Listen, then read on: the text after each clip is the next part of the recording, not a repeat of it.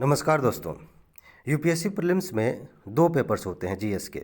एक तो है वही सामान्य अध्ययन का जो पहला पेपर है, आप जानते हैं, history, geography, polity, economy, current affairs, science and technology, इन सब विषयों को लेकर के प्रश्न पूछे जाते हैं। और दूसरा पेपर है सीसैट का। आजकल सीसैट निकालना हज़ारों लाखों लोगों के लिए एक सिरदर्द बन गया है, क्योंकि लगातार कुछ सालों से देखिए यूपीएससी इसे लगातार टफ करते चली जा रही है। इसका पैटर्न पहले से ज़्यादा जटिल होता जा रहा है। बहुत सारे ऐसे सेक्शन हैं जिसमें आपको लगता था कि ये तो बड़ा आसान है, उसमें भी अब क्वेश्चंस काफ़ी अलग तरीके से आने लगे हैं। लेकिन क्या इसका मतलब ये हुआ कि सीसैट निकालना बहुत ज़्यादा कठिन हो गया है, असंभव हो गया है? ऐसा नहीं है। मेरा मानना है, व्यक्तिगत रूप से मानना है, कि अगर आप सही रणनीति अपनाते हैं तो आप आसानी से, बहुत ज़्यादा आसानी से सीसैट निकाल सकते हैं। सिर्फ निकाल ही नहीं सकते, बहुत अच्छे मार्क्स ला सकते हैं। हालांकि ये सिर्फ क्वालिफाई करने वाली बात है, तो नहीं मार्क्स लाएंगे तो भी बात चल जाएगी, मतलब ज़्यादा नहीं लाएंगे तब भी, बस जितना चाहिए उतना तो बहुत आसानी से ला सकते हैं। ठीक। लेकिन मैं आज बात करना चाहता हूँ आपसे कि ऐसी कौन सी रणनीति आप अपनाएं कि जितना चाहिए उससे कहीं ज़्यादा आप आसानी से स्कोर कर सकें। ध्यान से समझिएगा। इसमें आगे बढ़ने से पहले मैं आपको एक बात बता दूं। एक सीरीज़ चल रही है इस साल 2022 प्रीलिम्स को ध्यान में रखते हुए। हम मोस्ट इम्पॉर्टेंट 300 टॉपिक्स सेलेक्ट करके चल रहे हैं। इसमें स्टैटिक भी है, करंट अफेयर्स भी है। यहाँ से हर साल प्रश्न आते हैं, लगातार प्रश्न आते हैं, और इस साल भी प्रश्न पूछे जाने की सबसे अधिक संभावना वाले टॉपिक्स को लेकर हम चल रहे हैं। सीरीज़ चल रही है, उसकी पीडीएफ लगभग कंप्लीट हो चुकी है। मैंने आपको व्हाट्सएप ग्रुप में दे भी दिया है, ताकि कम समय है, आप जल्दी जल्दी रिवाइज़ कर सकें। आप आसानी से उसे, आप प्लेलिस्ट में जाएंगे, देख सकते हैं, वीडियोज़ आ रही हैं लगातार। उसे तैयार करिए, अच्छे से तैयार करिए, बार बार रिवाइज़ करिए, आप बहुत आसानी से प्री निकालेंगे, बहुत अच्छा स्कोर करेंगे। ठीक है, चलिए अब आते हैं सीसैट पे। सीसैट की सही रणनीति क्या हो सकती है, क्या होनी चाहिए? इसमें जो पहला पॉइंट है वो ये है कि इस पेपर को समझना। बहुत सारे लोगों को इसकी बेसिक चीज़ें नहीं पता है, हालांकि कुछ तो पता ही है। जैसे कि सिंपल सी बात यह है कि सीसैट जो है सेकेंड पेपर है, इसमें 80 क्वेश्चंस होते हैं। आपको 80 प्रश्न मिलेंगे, 2 घंटे का समय होगा।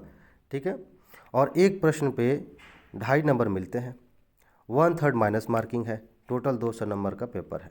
कोई दिक्कत नहीं है। इस पेपर को क्वालिफाई करने के लिए आपको कितने मार्क्स चाहिए? लगभग, मार्क्स क्वेश्चन की बात करें ज़्यादा आसान होगा। देखिए 80 क्वेश्चंस हैं, इसका 1/3 करेंगे, ठीक, तो मोटा मोटी आप निकालेंगे तो 27 क्वेश्चंस अगर आपके सही होते हैं, माइनस करने के बाद, माइनस मार्किंग वगैरह सब हटाने के बाद, अगर आपके 27 प्रश्न, सिर्फ 27 प्रश्न सही होते हैं, तो आप आसानी से सीसैट क्वालिफाई कर जाते हैं। अब प्रीलिम्स में क्या है, मामला ऐसा है कि अगर आपने फर्स्ट पेपर में, जीएस के फर्स्ट पेपर में बहुत अच्छा स्कोर किया, लेकिन सीसैट में फेल हो गए, तो आपकी कॉपी एक तरह से मान लीजिए कि कोई मतलब नहीं है, उसका जांच नहीं होगी, प्री नहीं निकाल पाएंगे। ठीक, ये इसकी बेसिक बातें हैं कि आपको 1/3 मार्क लाना है। 80 में से माइनस वगैरह करके, हटा के, सिर्फ 27 क्वेश्चंस भी अगर आप सही करते हैं तो आप निकाल लेंगे। लेकिन पेपर को समझने में सिर्फ इतनी ही बातें शामिल नहीं है, आगे बातें हैं। आप देखिए यहाँ से, टॉपिक्स की पहचान, this is the most important factor, कि आप टॉपिक्स की पहचान करें। सीसैट में बहुत सारे लोग बस ऊपर ऊपर की बातें करते रहते हैं, एक दूसरे की सुनते रहते हैं, लेकिन पेपर खोल कर नहीं देखते। आप सिलेबस देख लेते हैं, सिलेबस में भी बहुत सारी चीज़ें कभी कभी क्लियर नहीं होती। आप पेपर उठाइए, टॉपिक्स की पहचान करिए। एक बात मैं बताऊं, अगर एकदम मोटा मोटी डिवीज़न करा जाए ना 80 क्वेश्चंस में से, तो मान के चलिए कि लगभग 25 से थोड़ा ज़्यादा ही, 25 के आसपास कॉम्प्रिहेंशन के क्वेश्चंस आते हैं। कॉम्प्रिहेंशन बोले तो एक पैराग्राफ आपको मिल जाएगा, उस पैराग्राफ को पढ़ना है, और उसी के आधार पे एक क्वेश्चन या 2 क्वेश्चंस दिए जाएंगे, उनका उत्तर निकालना है। लगभग 25 के आसपास, 20-25 के आसपास मैथ के क्वेश्चंस होते हैं, सामान्य मैथ होता है, ठीक, और लगभग 25 के आसपास, ये मोटा मोटी डिवीज़न है, ठीक है, समझाने के लिए, ये रीजनिंग के क्वेश्चंस होते हैं। ठीक, अब इसमें क्या करना है कि आप ये देखिए कि ये कंप्रीहेंशन तो छोड़ दीजिए, इसमें कुछ चीज़ें हैं, मैं बताऊंगा कि कुछ सेक्शन से ज़्यादा क्वेश्चंस आते हैं, जैसे कि इकोनॉमी, इन्वायरमेंट, इस तरह के कंप्रीहेंशन ज़्यादा आते हैं। लेकिन ये जो 2 बच गए, ये मैथ और रीजनिंग, इनमें आप देखिए कि मैथ के ऐसे कौन कौन से टॉपिक्स हैं जहाँ से हर साल प्रश्न आ रहे हैं। कुछ ऐसे टॉपिक्स आते हैं 2 साल 3 साल बाद रिपीट हो जाएंगे, लेकिन कुछ ऐसे टॉपिक्स हैं जहां से हर साल प्रश्न आते हैं, और इसी के बाद नेक्स्ट वीडियो में बनाने वाला हूं कि सिर्फ इतने ही टॉपिक्स आप तैयार करिए, सिर्फ इतने टॉपिक्स, आराम से आप क्वालिफाई कर जाएंगे। ठीक है जी। तो ये चीज़ है, आप टॉपिक्स की पहचान करिए कि मैथ के ये टॉपिक्स हैं, रीजनिंग के ये टॉपिक्स हैं। जब तक आपको ये पता नहीं चलेगा ना, आप सीसैट की सही रणनीति नहीं बना पाएंगे, आप भटकते रहेंगे और सही जगह पे मेहनत ही नहीं कर पाएंगे, सही चीज़ तैयार ही नहीं कर पाएंगे। इसीलिए ये बहुत ज़्यादा ज़रूरी है कि आप उन टॉपिक्स की पहचान करें। लेकिन असली मज़ा तब आएगा जब टॉपिक्स को पहचानने के बाद आप खुद की पहचान करें। क्या मतलब है इसका? आपने जान लिया कि मैथ में परसेंटेज से प्रश्न आते हैं, लेकिन आपको परसेंटेज का 1% नहीं आता, तो क्या उसी के पीछे आप लगे रहेंगे? समय कम है। अगर 40 दिनों में, 30 दिनों में आपको तैयारी करनी है, तो आप उन चीज़ों के पीछे नहीं भाग सकते जिनके बारे में आप कुछ नहीं जानते। समझिए इस बात को। यूपीएससी ने इस तरह से चीज़ों को फ्रेम किया है ना कि किसी न किसी जगह पे तो आप आते हैं। अगर आपकी लॉजिकल रीजनिंग ठीक नहीं है तो कुछ और बेहतर होगा, मैथ नहीं सही है तो रीजनिंग के कुछ अलग तरह के चैप्टर्स, कंप्रीहेंशन ठीक होगा, कुछ तो आपके अंदर है। और इतना बैलेंस करके पेपर सेट किया जाता है कि अगर आप सही नीति अपनाएं तो आप आसानी से, बहुत आसानी से पेपर को हल कर सकते हैं। इसीलिए मैं कह रहा हूं कि जब आपने टॉपिक की पहचान कर ली है, तो अब ये देखिए कि किस टॉपिक के साथ आप कंफर्टेबल हैं। ध्यान दीजिएगा, किस टॉपिक के साथ आप कंफर्टेबल हैं, किन किन टॉपिक्स को आप अच्छे से तैयार कर सकते हैं। कई लोगों के लिए कंप्रीहेंशन एक अच्छा विकल्प है, पहले उसे हल करते हैं। कई लोगों के लिए दिक्कत की बात है, बहुत सारे लोगों के लिए मैथ एक खेल है, रीजनिंग बहुत सारे लोगों के लिए एक बहुत अच्छी चीज़ है, बहुत आसानी से कर लेते हैं। आप अपनी पहचान करिए कि आप किस में अच्छा करते हैं, ठीक। और उसके बाद देखिए कि जिस फील्ड में आप बेहतर कर रहे हैं वहाँ से कितने प्रश्न आ रहे हैं, वहाँ से एवरेज तौर पर कितने प्रश्न आ रहे हैं। इसके बाद से जाइए कि देखिए ये वाला टॉपिक थोड़ा सा टफ है लेकिन तैयार किया जा सकता है, तो आप उसे तैयार करिए, इन चीज़ों को तैयार करिए। जब तक आप ये नहीं करेंगे, जब तक आप ये नहीं जानेंगे कि किस टॉपिक में आप बेहतर कर सकते हैं, किस में आपको दिक्कत हो सकती है, तब तक आप सही मायने में ना एग्जामिनेशन हॉल में टाइम मैनेजमेंट कर ही नहीं पाएंगे। इसीलिए ये स्ट्रेटजी का सबसे बड़ा हिस्सा है कि आप अपनी पहचान करिए, कौन क्या कहता है। मैंने बताया था एक वीडियो बना के कि इस पे लोग बताते हैं कि पहले मैथ हल कर लो, या पहले रीजनिंग हल कर लो, या फिर पहले कंप्रीहेंशन हल कर लो। ये सब बकवास की बातें हैं। आप जब खुद जानते हैं कि आपकी स्ट्रेंथ किस में है, तभी आप उसे हल करें, सबसे पहले उसे हल करें। ये आप ही जानते हैं, कोई और कैसे बताएगा? ठीक, ये सारी चीज़ें तभी हो पाती हैं। इसके बाद और बातें हैं।